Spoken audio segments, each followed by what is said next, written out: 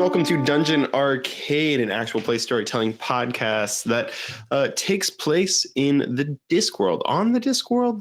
I guess it's in. In could work. I'm okay with in. Which is a magical world created by Sir Terry Pratchett, who was an author of the Discworld books, plus a bunch of other books, and really just an amazing all-around fantasy author. He seemed like a cool guy. He did a lot of stuff with video games too, actually. Anyway, if you don't know, Discworld is sort of a fantasy world where any sort of mythos that is made in this world is manifest. It's real. So death is a real person in the Discworld, and elves are really mean, and they don't actually exist in the Discworld. And at least they do in another dimension. That's a whole thing. We could talk about that for a while. But anyway, you get the general idea.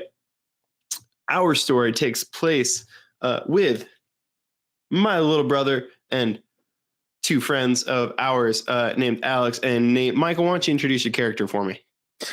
I am Michael, and I'm playing Asher, who is a human ranger. He is 12 years old. Thank you very much. I was going to ask you. Alex, why don't you hit me up with your character? Hi, I'm playing Ella, who is a rogue. She's a rogue. Yeah. Ella's 12 as well. Ella's also 12. And Nate, why don't you hit me up with your character? Hello, I am playing as Dash, a werewolf fighter who is 11 but will be 12, and I'm pretty sure it was a month and 5 days, 6 days, something like that. Something like that. That if you go back and count, you will hear the actual number. I'll let you know next time. I'll be disappointed if this arc doesn't end in the fade to black and then fade back in 1 month later. It's like and his everybody is party. Together, for his birthday party. Great. That would be a good conclusion. Definitely not writing that down anywhere. Fade in 1 month. My idea, no one else's. Okay. Perfect. So like I said, these characters are all kids. There's also a demon. His name is Capgris. He is bound to these three kids. They broke a vase in Ash's house. Dash's house. Ash doesn't have a house. That's also something that's problematic with this game. Yeah, we've introduced some troubling situations, haven't we? Also, I feel like you're not caught up on this. I highly recommend going back to episode 1 and listening, because this is just going to get buck wild really fast if you're not caught up on this.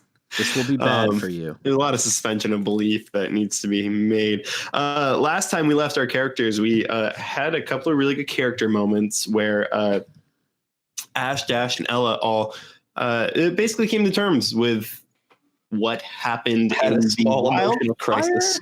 Yeah, had a small emotional crisis. Capgris didn't have a great time either. It was an emotional episode, and I hope that came across. And last we left our heroes, they were all going to meet at the Felled Treehouse, because that was cut down in an earlier episode. Yeah. This is also for our benefit, because it's been about a month since we've played. Yeah, Sorry, my life. I actually have a life for once now. It's been it's been 2 months. 2 months. Yeah. Yeah, you're right. It has been. It's been about 2 months. Oh boy, man, a lot of things to remember and keep track of. I mean, in your world, this hasn't. In the podcast world, it's fine. This has been seamless, and we're just making ourselves look bad. We're professionals. All we're doing. We're professionals for sure. Yeah. Ooh, okay. Well, there we go, guys. That's all caught up. And I say we just jump right into it. We last left with Ella and Capgris making their way to the treehouse. I believe Dash and Ash were already there, or they probably got there first, at least. I mean, I live there, so I imagine I probably was there. Right. Yeah, that's what I mean. So there we go. So is this the first time really that Ash and Dash have gotten together since the fire? I think so. Yeah. What's that like? I don't think Dash really brings it up. So, unless Ash does, then. I was gonna say Ash isn't gonna bring it up then. Yeah, almost definitely. All right, perfect. Well, you guys are waiting around probably 10-ish minutes, let's say 10 minutes before Capgris and Ella make their way from Sis Chris's gnome home with Ella. Did I say that? I don't know what I said. You did. I got to the end of the sentence and forgot what I had been saying.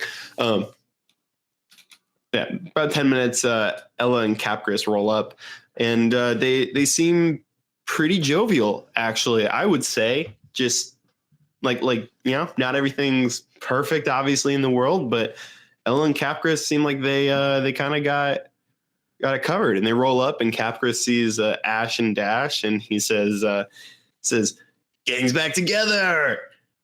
Woo.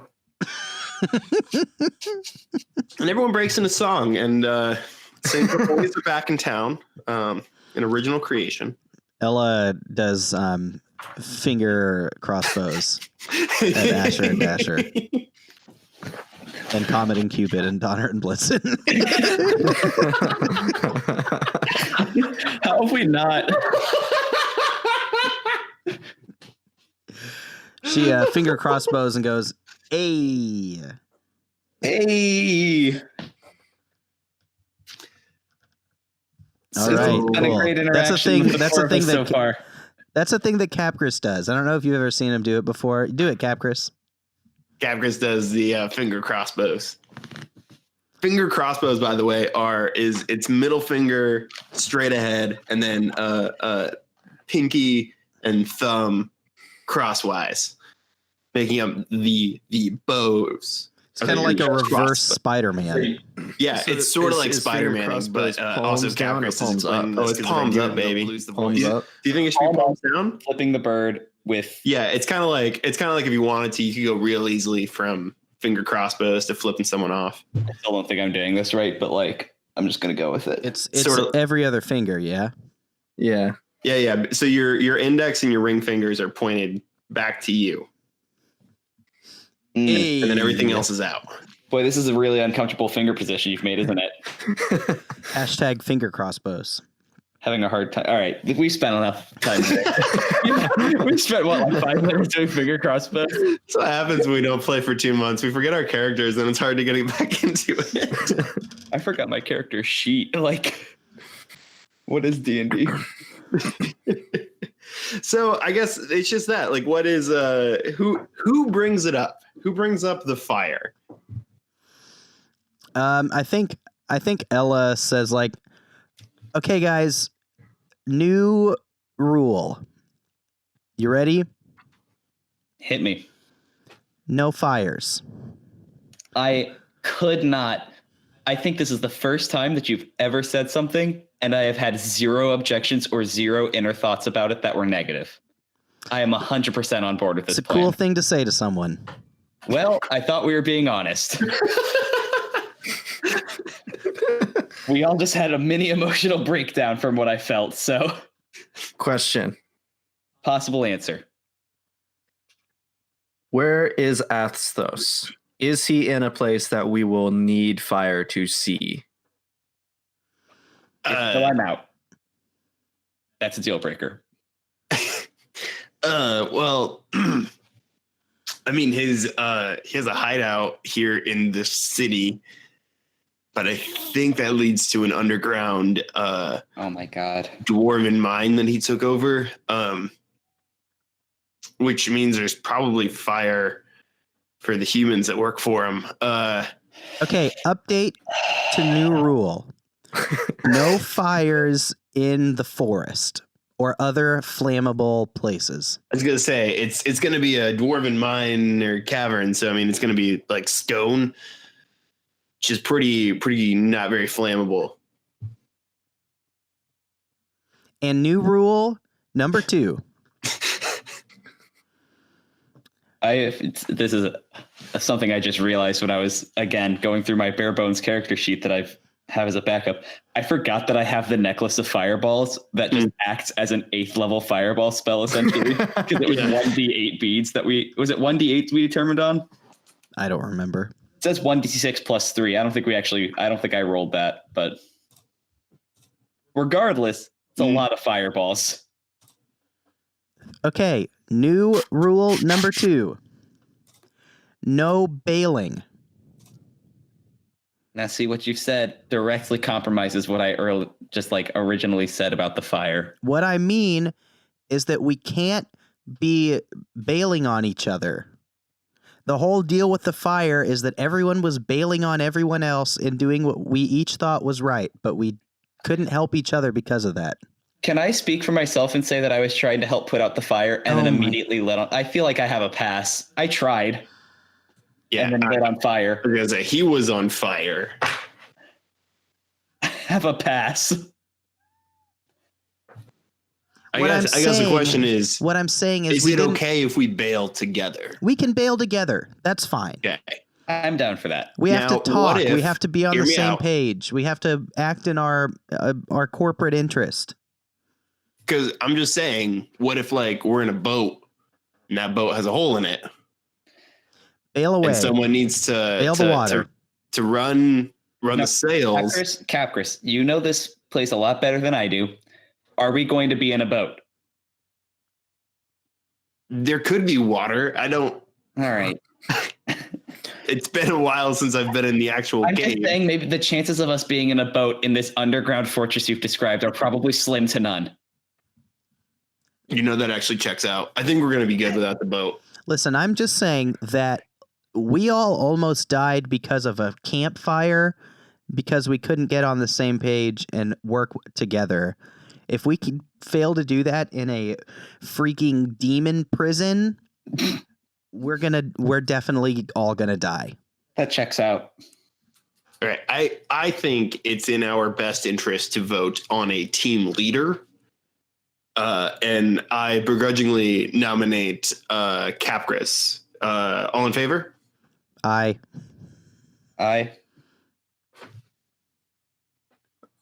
Sure.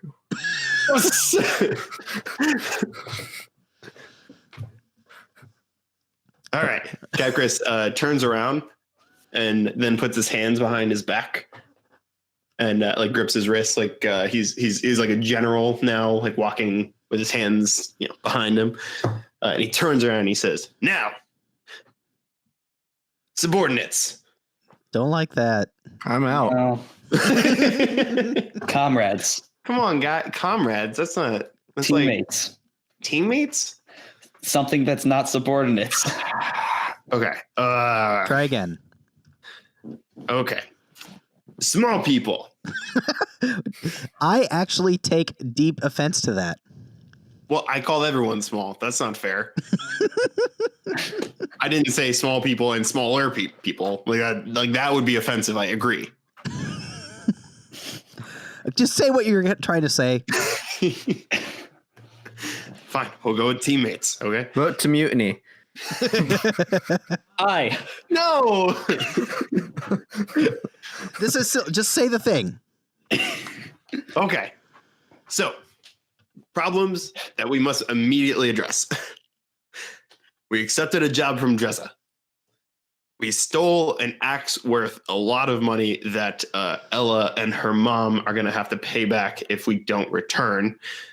And we can't return that axe because there's a demon king. I'm going to use quotation marks there. Who wants to kill us? Well, enslave us. Well, really enslave you three. I'm safe.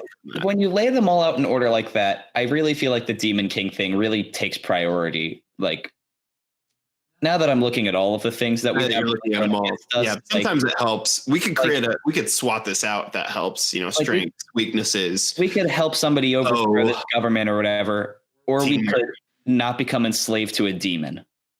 If we overthrow this government, though, the demon might not be a problem. You see what I'm saying? That's valid.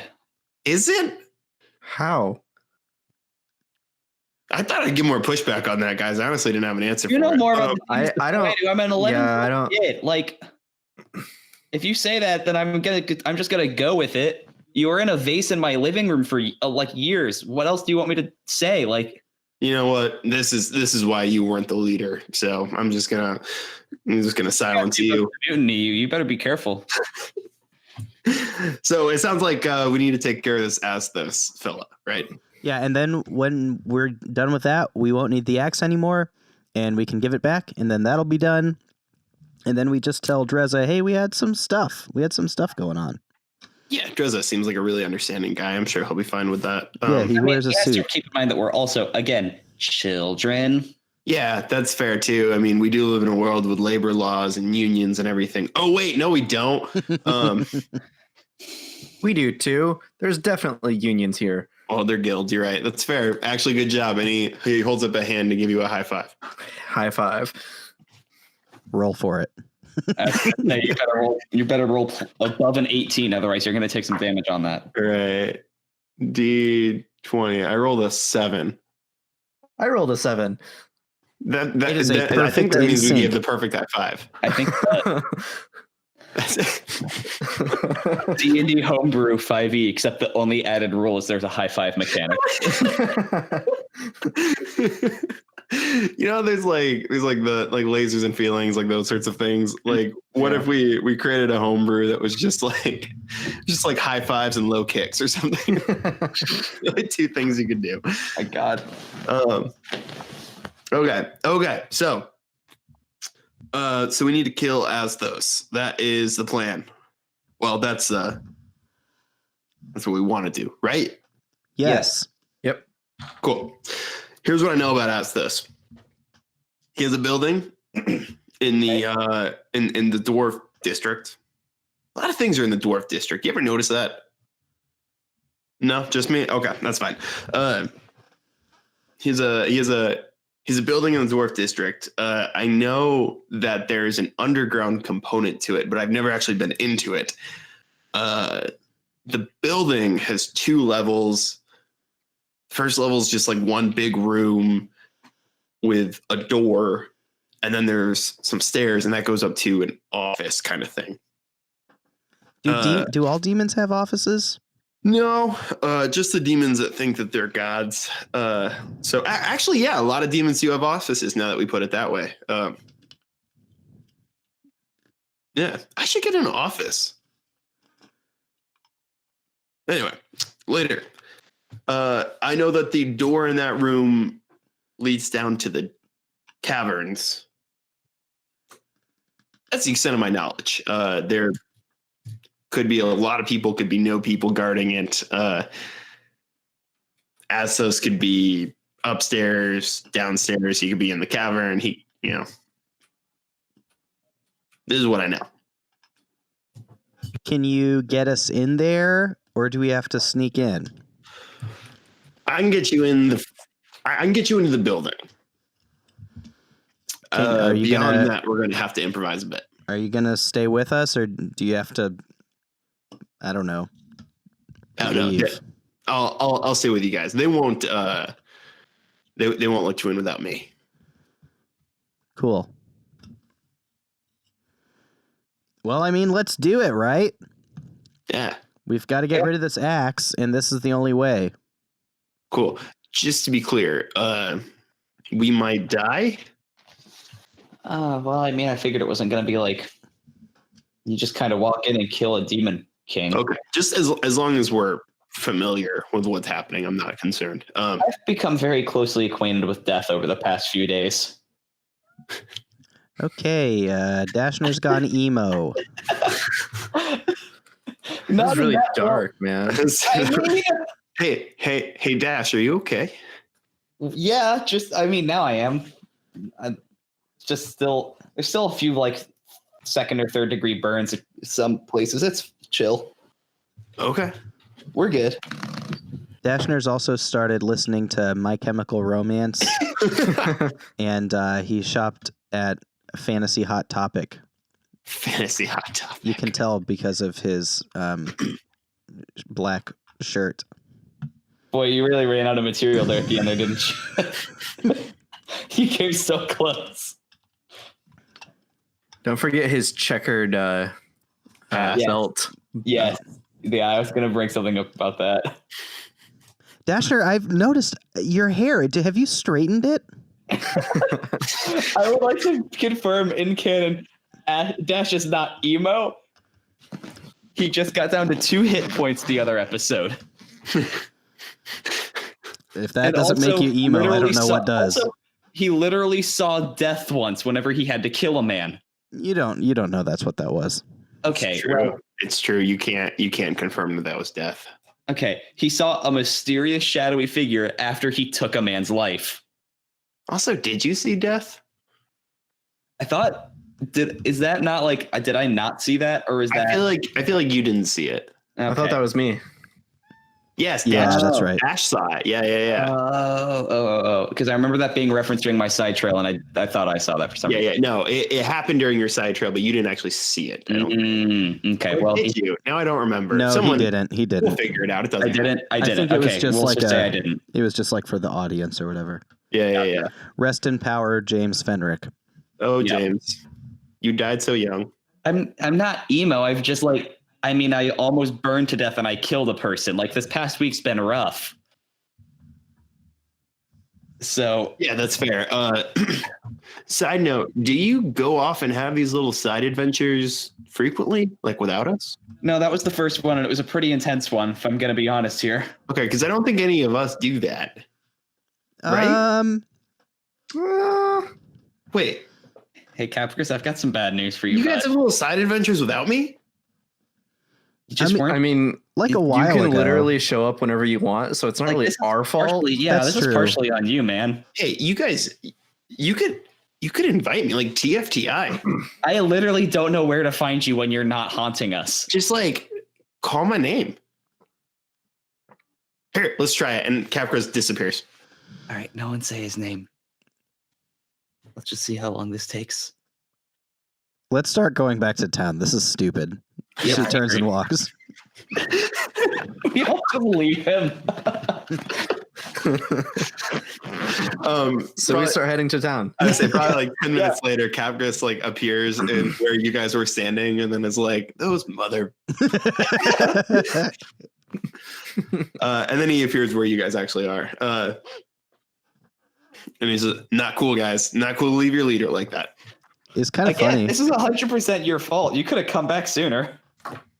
You know, I had faith in my team, and y'all demonstrated that I can't trust you. So, you know what? Fire rule off. Oh, hang on a second, bud. I have a demon killing axe. Y'all better be careful. Well, fine then. So you guys walk all the way to the dwarf district. Probably takes you 15, 20 minutes, something like that. Because everything's 15, 20 minutes in the city. For convenience. Just for convenience sake. They worked the city out really well. They really did. Just nailed it first try. They get to the dwarf district, and I mean, there's the thing about why am I blanking on the name of the city? Ankh Morpork. Morpork. My goodness. The thing What about the heck? I don't know what happened there, guys. I just blanked. The thing about Morpork is when you move into a district for a given race, it's very obvious. You notice immediately that there are a lot more dwarves in this part of the city, and it's not entirely dwarves, but there are a lot of them, and it's pretty obvious. So you guys move into the dwarf district, and Okay, wait, one question. hit me. Does that mean all the times that we were in the troll district, there were just tons of trolls rolling around? So the troll district is the weird one because there aren't a ton of trolls that live in Ankh-Morpork, but there are trolls that live in Ankh-Morpork. So it's sort of like everyone else has their own district, and the troll district is like is only a couple of blocks. Are the trolls weird. like big Harry Potter trolls, like from the first Harry Potter? They're similar. There are a lot of different kinds of trolls on the Discworld, but yeah, they're kind of like that. Some of them get on Twitter on their burner accounts. Some of them post spoilers on YouTube videos. Yeah, exactly. The thumbnail is You don't see a lot of them because they're in their house, in their basement, Yeah, Yeah. just on the web. classic. So yeah, so there are trolls, but like in Ankh-Morpork, it's a very multicultural, multi-race Okay, world. So it's not uncommon. It's not like you've never seen a troll before. It's just gotcha. there's zombies and things like that you'll see randomly, and Oof. just part of living in the city, Living in the city, Do you not. have to survive. So you guys make it into the dwarf district, and you're following Capkus as he navigates down one street, and then he cuts into an alley and emerges on another street and keeps moving around. And about the point where you think that he might be lost, where you suddenly don't have a lot of confidence in his ability to find the building, he stops in front of a 2-story, very plain looking building. Nothing that really distinguishes it from its neighbors, with a bright red door. And Capra stands in front of it and says, "All right, this is it." This is definitely not a standout door. Like, how did?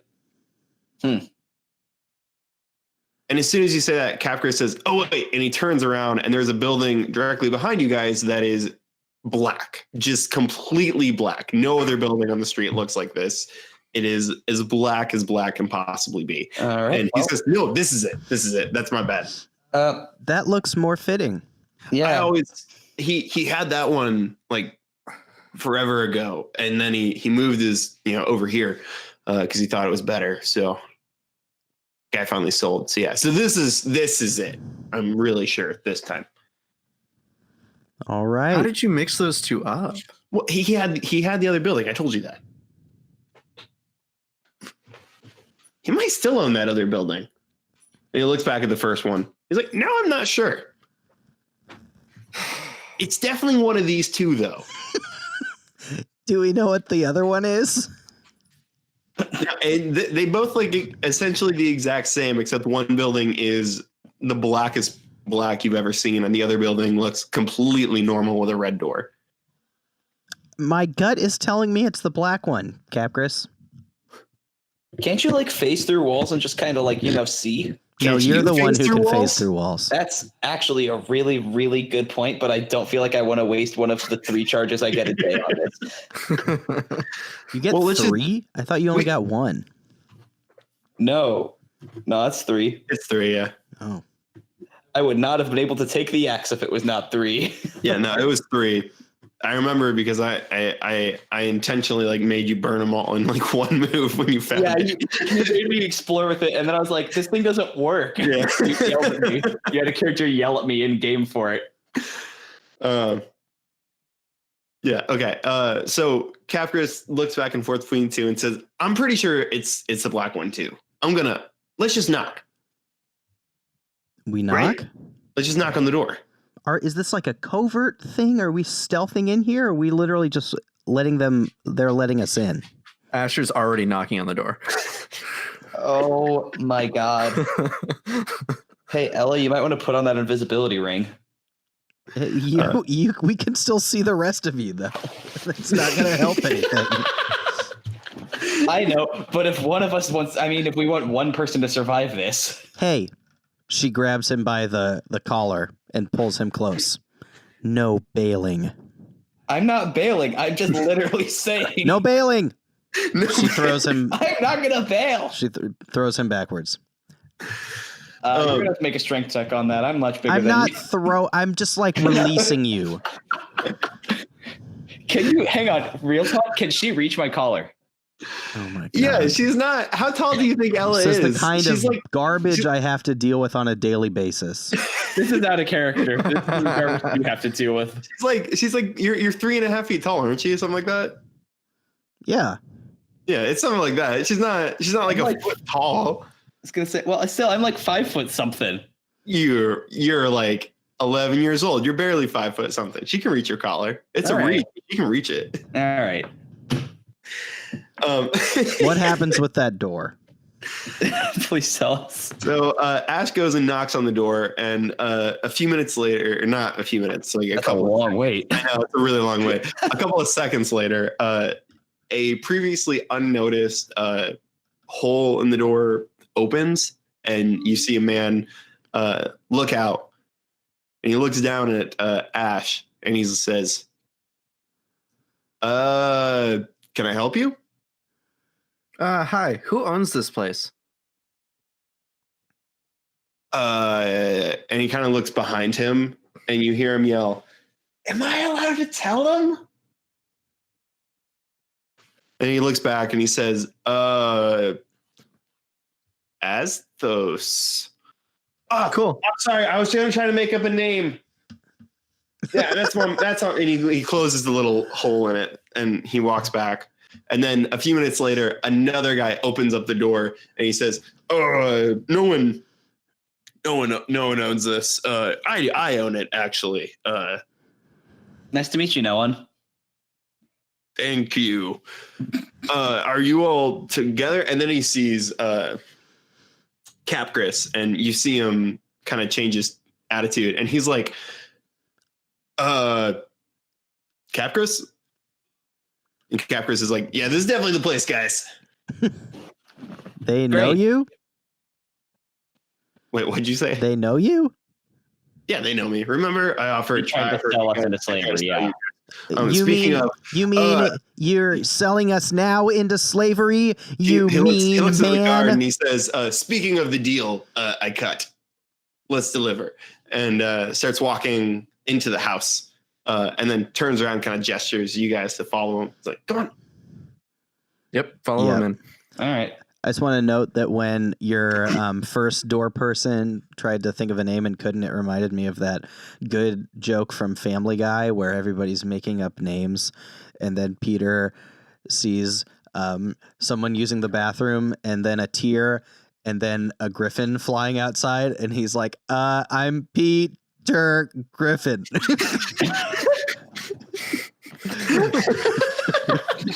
Remember that one? I do not remember that one. Quality show.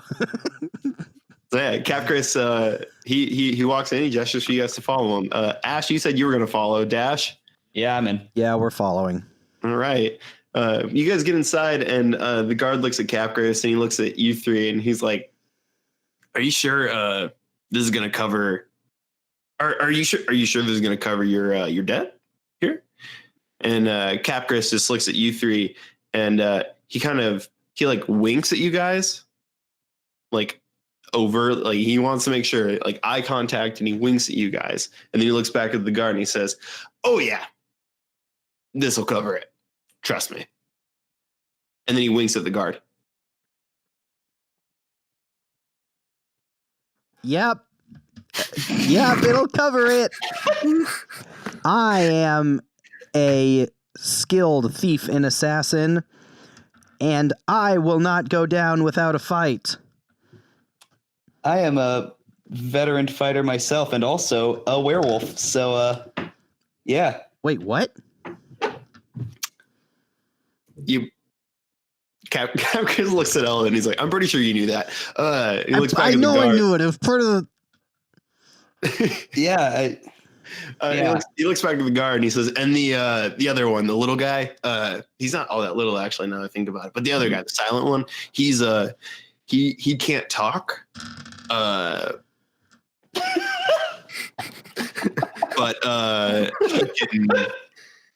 he can ranger like the best of them." I once saw that guy chop a guy's testicles clean off. I love how he just removes his ability to speak and make anything go wrong. You don't want to mess with us. So you want to take us to Asthos? Is he's upstairs, I assume? And the guard looks at you guys and he's no, he's down in the caverns. You can just leave the kids here. Like I can get them to Asthos. Like he'll know they're from you. I don't think anyone else is, low enough to sell a bunch of kids to Demon God. But hey, that's your thing. That's not, who am I to judge? I serve a Demon God. You will rue the day that you let him leave us here, because we will tear each one of you apart if not held in check by Capgris. Capgris turns around and looks at you and gives you kind of this, like, that was real good look. Give me like a persuasion check here. Okay. Deception. Or deception, yeah. That would be a 10. Okay. Middle of the road. Middle of the road. The guard kind of looks back and forth, and Capris, he backs you up enough that it's gonna be all right, that the deception's gonna work. And he's like, they look up to me.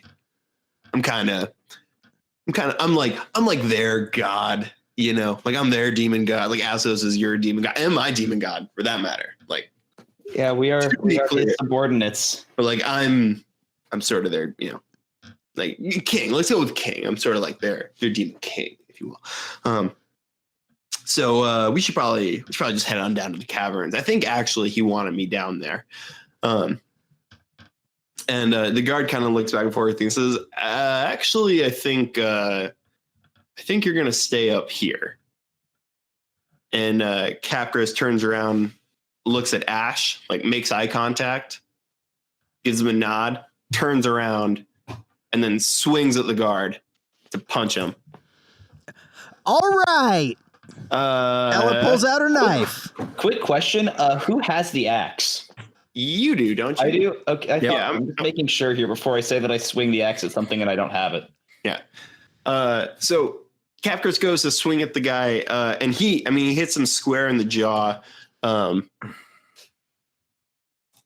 The guard stumbles backwards, and you see him kind of like look shocked, and then he reaches for a baton that he was carrying to beat off people. And we're gonna roll initiative. Not whoa! I said that. That wasn't a good thing to say, was it? What happened? We're got that one getting recorded. What just happened?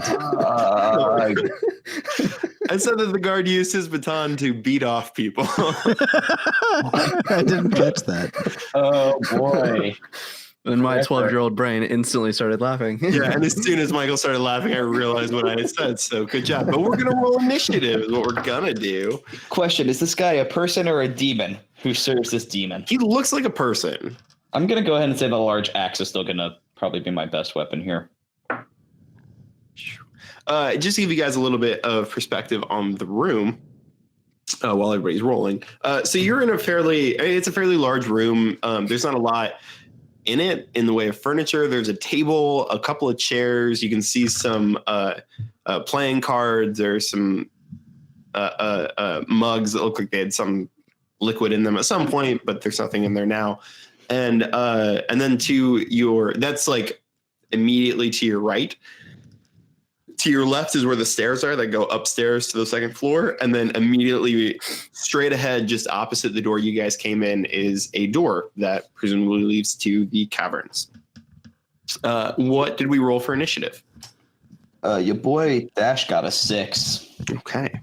I got a 7. Whew. We're doing great. I got a 5. Wow. Wow. The guard get a 4 or an 8. Both guards got a 10 actually. Mm. Remind me again. So it's Dash, Ella, and Ash, or Ella, Dash, Ash. I got 7. I got 6. Okay. All right. Okay. Well, Capris is up first because he didn't roll like poopy.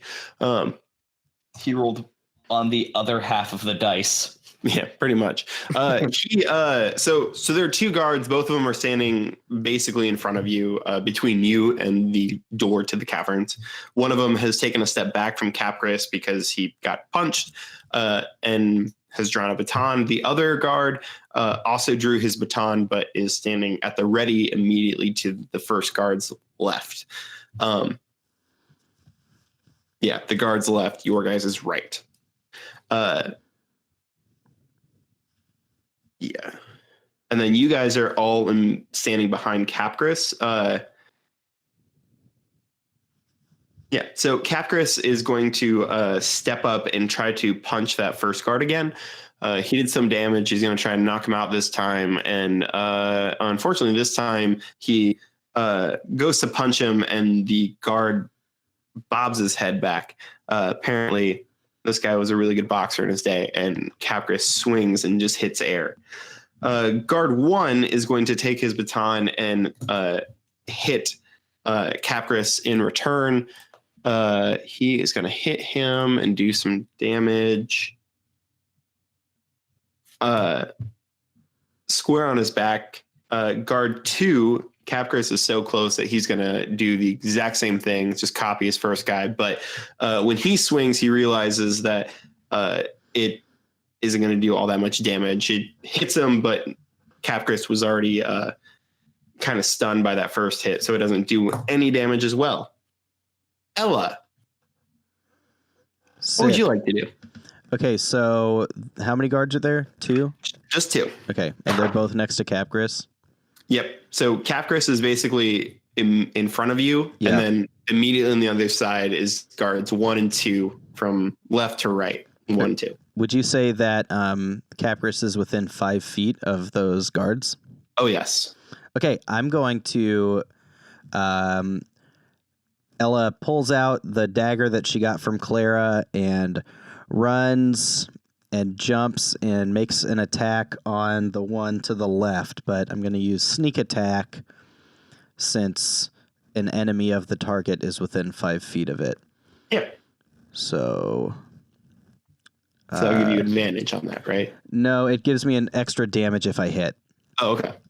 So I need to hit first. Man, it's been a long time since not we done a lot plus of 7 to combat. hit. There it is. Ooh, 25. Yeah, that's gonna hit. Yep.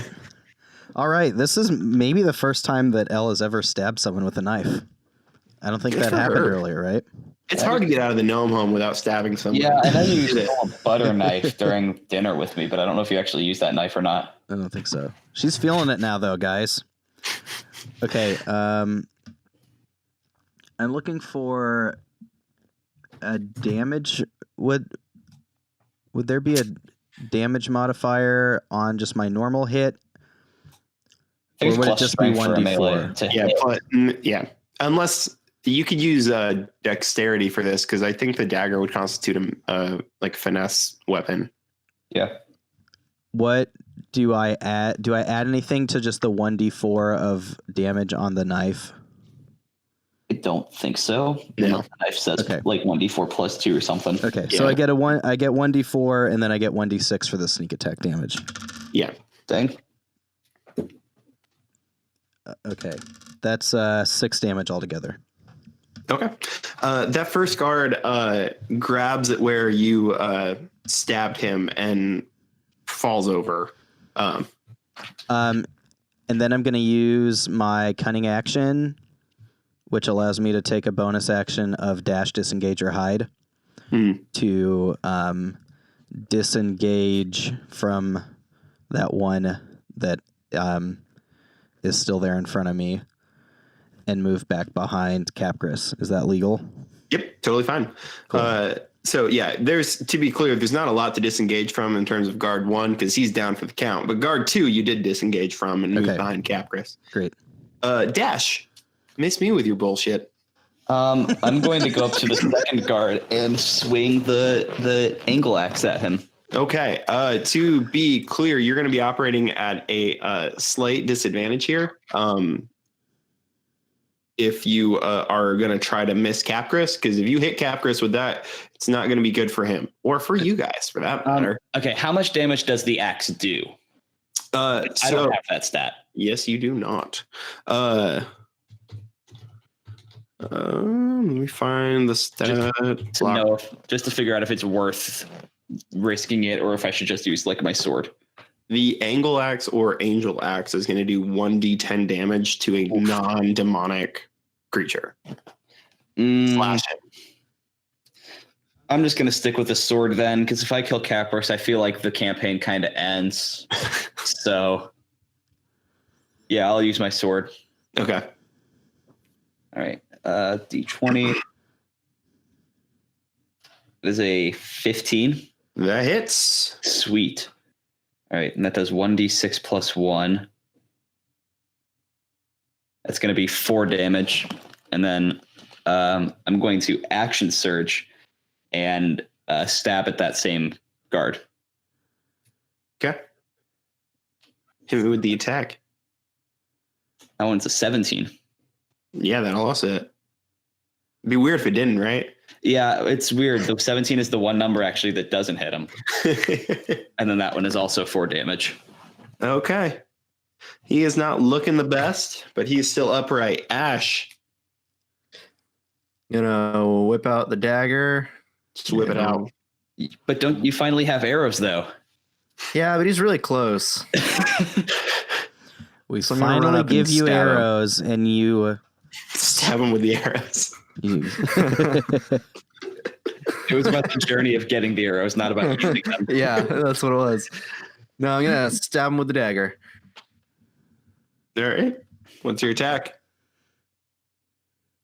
That is a math 15, That hits. and that will be that's all right. 4 points of damage. All right. That guard stumbles backwards. Stay there. Capris turns around to swing at him and manages to make really good contact with him. And the guy falls over, slumped to the ground. Capris turns around and says, "That was a lot easier than I thought it was going to be honest, guys." Yeah, that was not bad. Yeah. That's right, because we're dangerous fugitives. I guess so. Are we? That's the thing we're like playing up, right? I was being in character. Ah, I got you. I mean, technically, we did steal the axe. True. So, That's true. Which- Actually, I did do something illegal, huh? speaking of Dash, thank you for not stealing that thing next to me. Yeah, I really considered it, but I figured, like some sort of higher power, I feel like spoke to me and told me that if things went wrong, then They're going to break bad. yeah. Okay. So Capris moves the body, or he moves one of the bodies out of the way, and he asks Ash and Dash to move the other body out of the way of the door. I could have done it too. Ella, you're going to open the door. Feels like pandering, but okay. It was a little bit of pandering, and you know what, Ella, I'm sorry. Ella opens up the door after you guys move the guards. Do you want to steal anything from him? I mean, you do know that the batons that they had hit Capris, which Good point. Yeah, you two. If I have the axe, you two should snag the batons then, so you at least have something to. Like we all three have something that's guaranteed to hurt demons. Good call. I take a baton. Yeah, I grab one. you fell for my baton trap. No, I'm just kidding. It's like Paper Mario Both and the explode 1,000-year and kill all door. 4 of us instantly. You opened the chest. Yeah, It was a mimic. so it's a black baton, pretty similar to like those old timey police batons. Like a nightstick. It looks almost like a small baseball bat of sorts. It's a big baton. It's well, I mean, like, you know, those mini bats you get, like mini bat night. Okay. Yeah, that's what I mean. And you just get this like sense from it when you pick it up that it does 1d8 plus strength damage. That's more than my sword. Dang.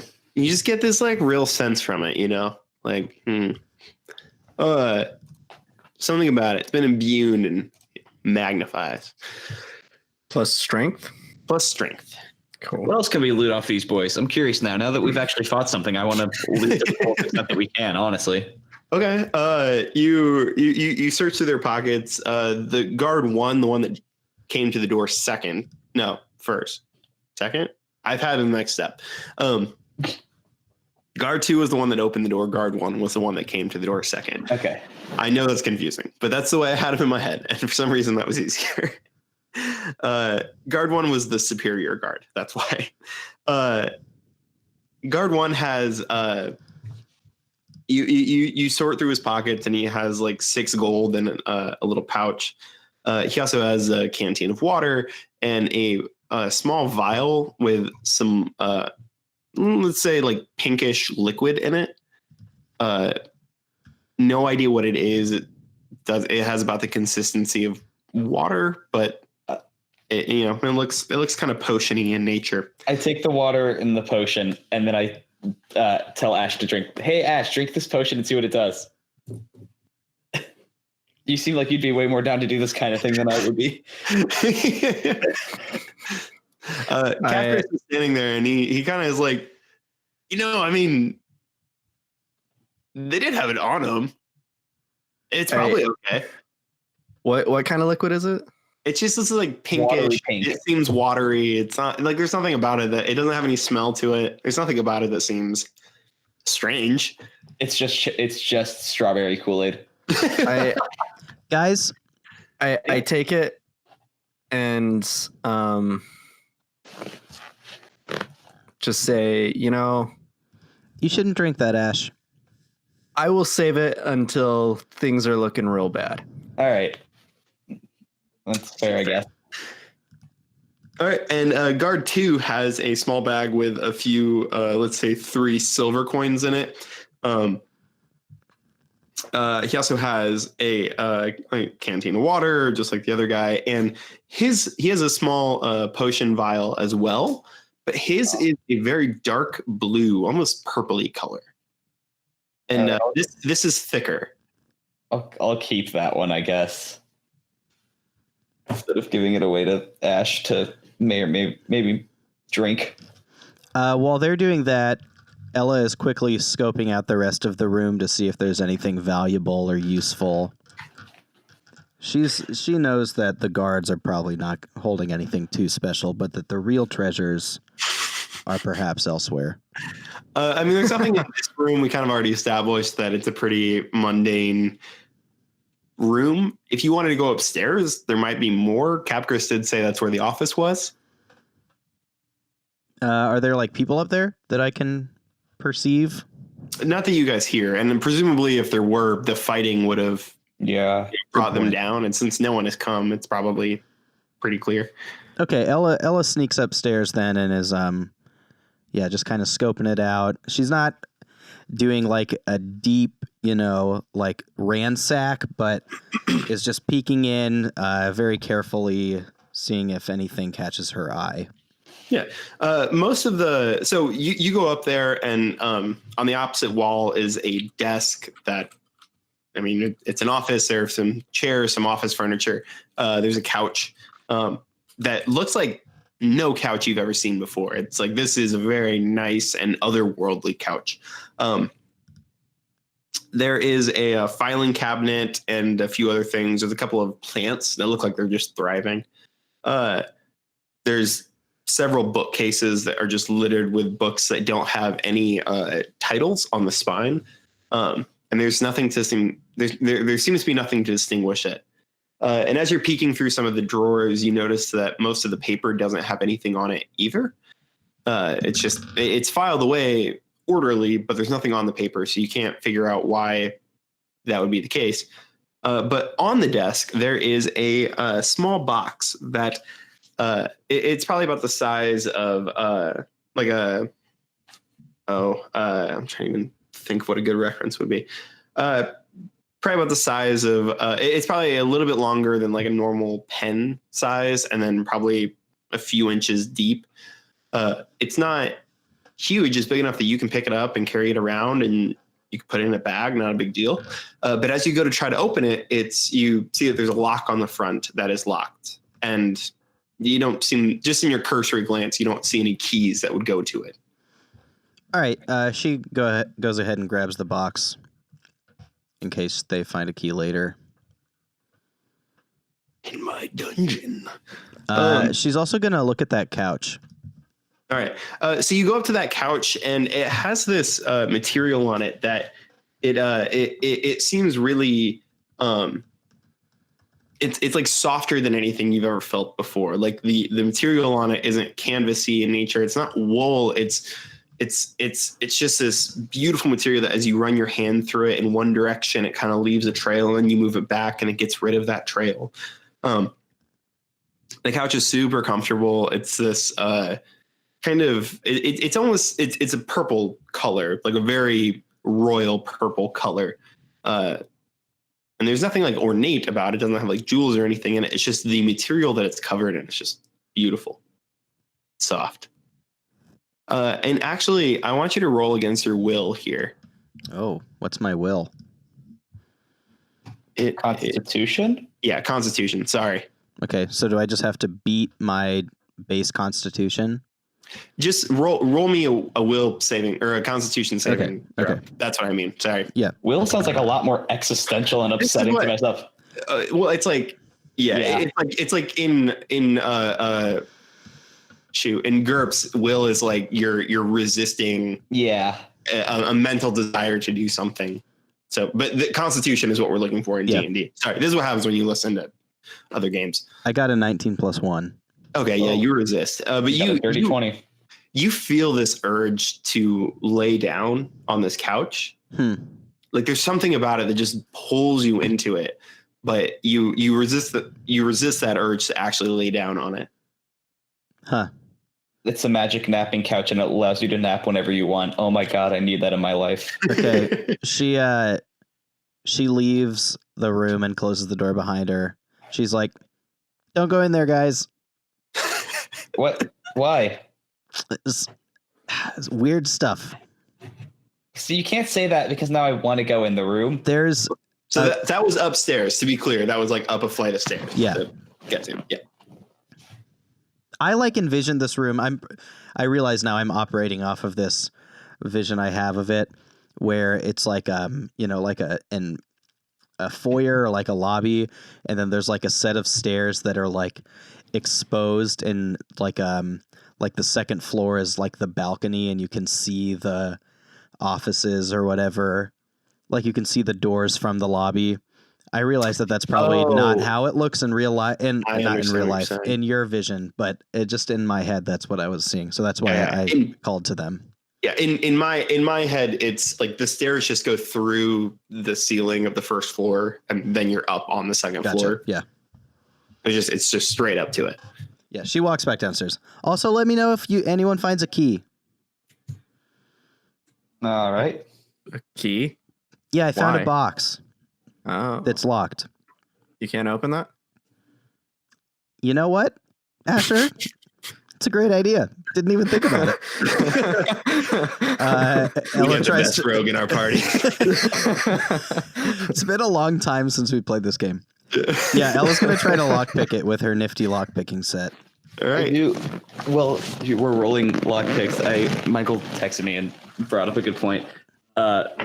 Because I don't think I actually said what it was. The ring that he got, because he would have learned what it did in a short rest. It was a ring of animal influence, just for everyone else to know. Just a heads up. What am I rolling with my lockpicking set again? Do I just do like sleight of hand with advantage? Is that what we said? It's a dexterity check with proficiency. Okay. If you have your thieves tools, which you should. Yeah. So with proficiency, that means I just add my modifier, or what? Yeah, you add your level 2. What would that be? I can't even think of it. Like sleight of hand, basically. Yeah. +2. +2, yeah. So +2 or +3? Because I have +3 to my base dexterity. I'm confused. If it's with proficiency, it's your +3 and then your plus your proficiency also. So it would be a +5 then. yeah, if your base dexterity is 3, then And your proficiency is 2, then yeah, you would add Okay. 5. Okay. yeah, So you would add 5. I'm adding 5 to my roll. Yes. Okay, it's a 2 + 5. Oof. You managed to not open that lock. Yeah. But you very nearly break one of your the tensioning rod that you use to pick the lock. Not the rake, but the tensioning rod. The two things I know about lock picking. Thank you. What is this box made of? That's something. It's a wooden box, but it has like metal edging on it to make it look more ornate. Dang, I was gonna say if it was made of like leather or something, I was just gonna chop it in half with a sword and open it that way. But And by breaking whatever's inside of it. you don't know. That might not be that big. Okay, well, she just puts it back in her bag. Not be We valuable. need the key. Got to find that key. It's not going to work otherwise. All right. All right. It's What was weird magically anti-lockpick protected. Okay. I trust your judgment. Sounds about right to me. All right, Y'all ready to go into the cavern? for sure. Sure. Yeah.